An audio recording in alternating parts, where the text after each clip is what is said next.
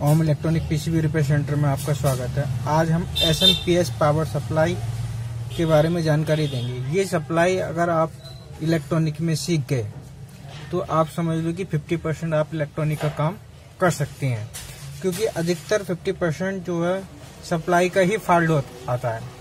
तो मैं आपको समझा रहा हूँ, इसी सप्लाई के आधार पर सारी सप्लाइयाँ आपको ओके करनी है।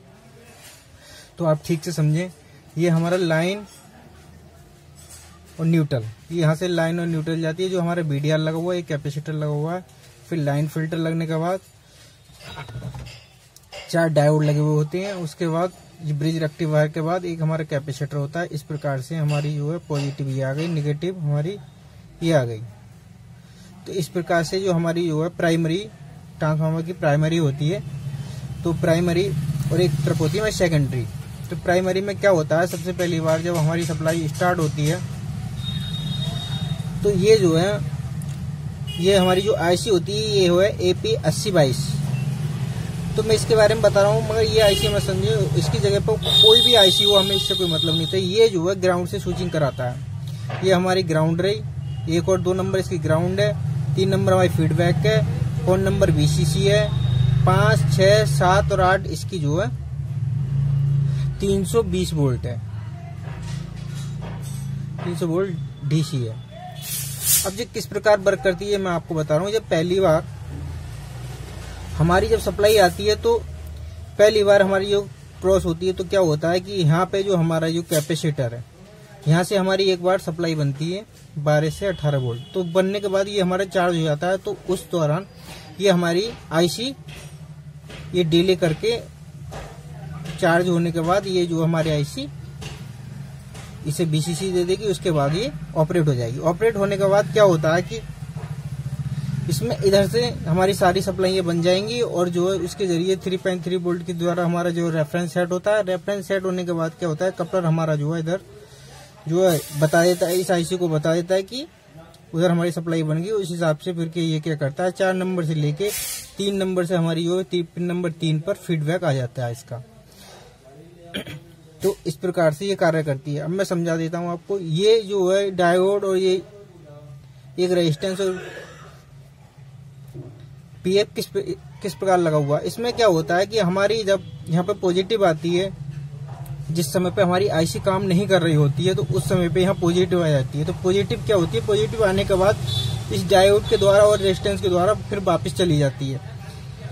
अगर ये डायोड और ये IC नहीं होगी तो हमारी IC ब्लास्ट हो जाएगी। इसलिए ये 3 पार्ट्स होते हैं। कभी कभी ये देखना है कि इन डायोड के इस 3 पार्ट्स के खराब होने पर IC हमारी उड़ जाती है।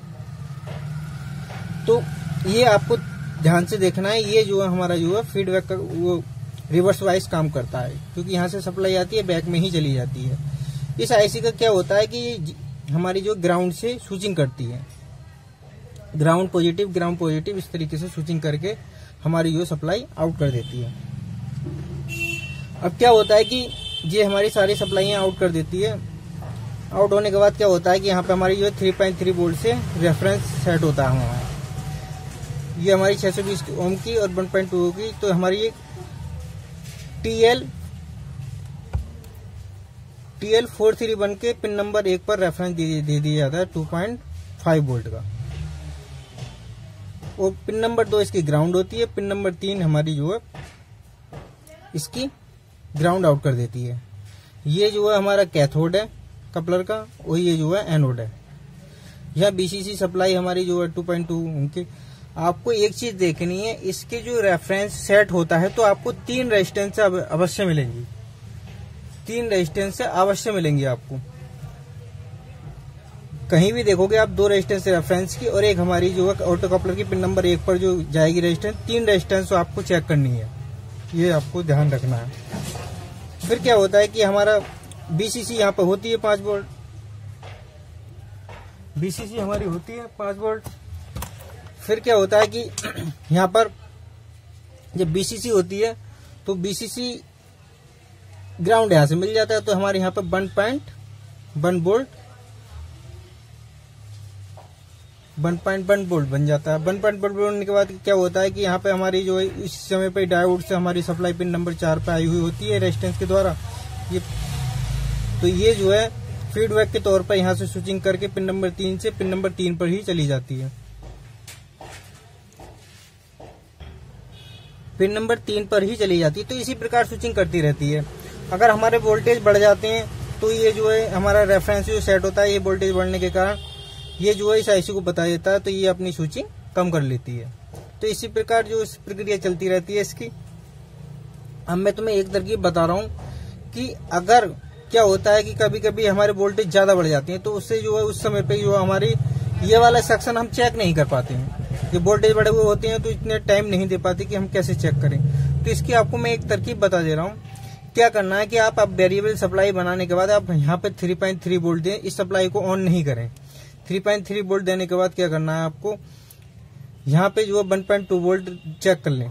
अगर हमारे यहाँ 1.2 वोल्ट ठीक आ रहे हैं और यहाँ पे जो है हमारी कुछ वैल्यू दिखा रहा है, तो हमारा इधर का सेक्शन ठीक है। फिर क्या चेक करना होता है, हमारी जो प्राइमरी सेक्शन चेक करना होता है। तो प्राइमरी सेक्शन जब हम चेक करेंगे तो आईसी खराब हो सकती है इसमें। तो इस तरीके से आपको चेक करना होता है। क्या करना है भैया, आपको मैं बता रहा हूँ, सभी दोस्त ध्यान से देखें, ये वीडियो आपको बहुत ध्यान से देखनी है। अब क्या करना है आपको, इधर हमारी प्राइमरी में सप्लाई नहीं देनी है। अब क्या करना है कि हमें अलग से जो है इसे 3.3 वोल्ट या तो 5 वोल्ट से हो गए, हमें ये देखना है रेफरेंस हमारी जितनी वोल्ट से बना हुआ होगा उतनी वोल्ट हम अलग से देंगे। इसी प्रकार आप आसानी से इसे जो है चेक कर सकते हैं। तो क्या करना होता है, मैं आपको दिया, मैंने 3.3 वोल्ट की सप्लाई दी है। ये देखो 3.5 लगभग 3.7 है। अब मैं दिखाता हूँ आपको रेफरेंस। ये हमारा रेफरेंस इसका पिन नंबर 1, ये हमारा 2 वोल्टेज थोड़े बड़े हुए हैं हमारे। ये हमारा 2.5, ये चीज चेक करनी है आपको अलग से सप्लाई। और फिर हमने चेक करनी है ये 1.1 वोल्ट। तो इसके बाद यहाँ कुछ वैल्यू शो करेगा ये 1.1। ये मैं आपको दिखा दूं, कुछ वैल्यू चेक करेगा ये इस तरीके से वैल्यू शो करेगा ये हमारी 1.1 वोल्ट और ये हमारी जो है रेफरेंस। तो क्या होता है कि जब आप इस तरीके से अगर चेक करेंगे तो आप इधर का सेक्शन आसानी से चेक कर लेंगे और आपको कंफर्म हो जाएगा कि हमारी आईसी खराब है। कभी कभी पता नहीं चल पाता है कि हमारी आईसी खराब होती है, हम इधर के पार्ट्स बदलते रहते हैं। तो अगर आप इसी प्रकार से आप किसी भी सप्लाई को करेंगे तो आपका कोई नुकसान भी नहीं होगा, अच्छी तरीके से सप्लाई का हमें पता चल जाएगा। हमारा अगर TL431 खराब है या हमारे ऑप्टो कपलर खराब है तो ये सारी बात आपको पता चल जाएगा। तो इसी प्रकार से हर एक सप्लाई को आप करें अच्छी तरीके से और अलग से एक वेरिएबल सप्लाई बना लें आप। और